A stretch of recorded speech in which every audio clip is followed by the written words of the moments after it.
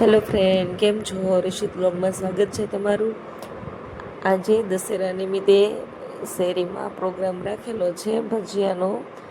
ભરેલા મરચાં, ત્યાર પછી બટેટા પૂરી, ફૂલવણી અને મરચાંની પટ્ટી, આટલા ભજીયા રાખેલા છે. તો અમે બધી વસ્તુ કટિંગ કરવા બેસી ગયા છીએ. ત્યાં એક બાજુ આપણે આંબલી અને ખજૂર બાફવા માટે મૂકી દીધા હતા, તે આપણે ચેક કરી લઈએ.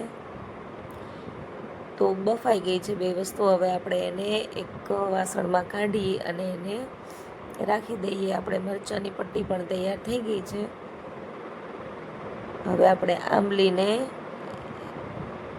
એક બાજુ ઠારવા મૂકી દેવાની છે. આ રીતે આપણે હલાવીને એને ઠારી દેવાની છે.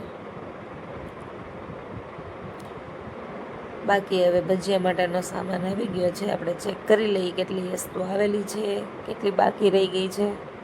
તો બધું કમ્પ્લીટ થઈ ગયું છે. હવે આપણે ચટણી બનાવી લઈએ. તો એના માટે આપણે ચટણીને હવે આંબલીને ક્રશ કરવાની છે.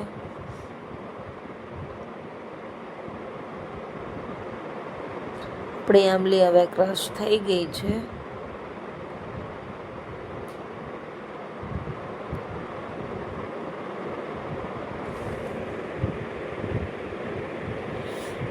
ત્યાર પછી આંબલીને ગાળી લેવાની છે. આ રીતે આપણે ચમચો ફેરવીને જાળીમાંથી ગાળી લેવાની છે. ત્યાર પછી આપણે બધી વસ્તુ કાપીને રેડી કરી લીધી છે. ધાણા, મેથી, લીલું લસણ, મરચાં, આદુ, બધી વસ્તુ થઈ ગઈ છે કમ્પ્લીટ. ને આપણી ચટણી પણ તૈયાર થઈ ગઈ છે. ધાણા નાખી અને હવે આપણે તૈયાર કરી લેવાની છે. ત્યાર પછી ભરેલા મરચાંનો મસાલો બનાવવાનો છે. તો મસાલો પણ ચવાણુંને બધું ક્રશ કરી મસાલો તૈયાર કરી લીધો છે. ત્યાર પછી આપણે મરચાંની પટ્ટી બનાવવાની છે. તો એ પણ આપણે તૈયાર કરી લીધું છે.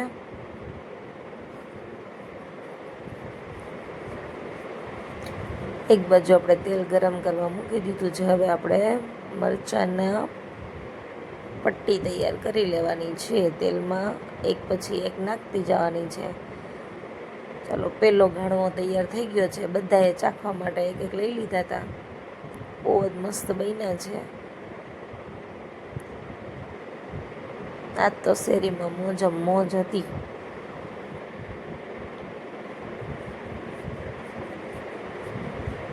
તો ફ્રેન્ડ, એકવાર બધા મરચાંની પટ્ટી બધી આપણે કાઢી લીધી છે. પછી બીજી વાર ખાલી તેલમાં નાખીને કડકડી થાય એટલે લઈ લેવાની છે. હવે આપણે ફૂલવણીના ભજીયાનો લોટ તૈયાર થાય છે. બધા મસાલા મિક્સ કરી દીધા છે. હવે લોટ મિક્સ કરીને આપણે લોટને સરસ બાંધી લેવાનો છે.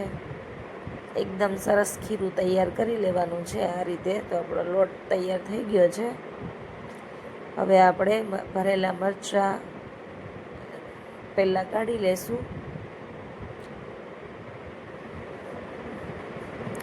ત્યાર પછી ફૂલવણીના ભજીયા એ પણ આપણે પાડી લેવાના છે.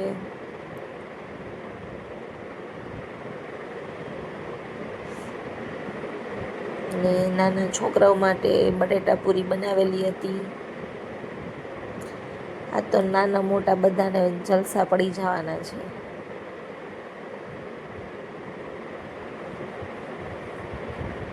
તો આપણા ભજીયા તૈયાર થઈ ગયા છે અને બધાને જમવા બેસાડી દીધા છે.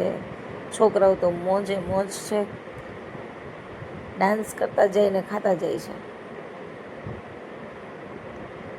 ત્યાર પછી જેન્ટ્સ લોકો પણ જમવા બેસી ગયા છે. આ તો આજનો વ્લોગ. થેન્ક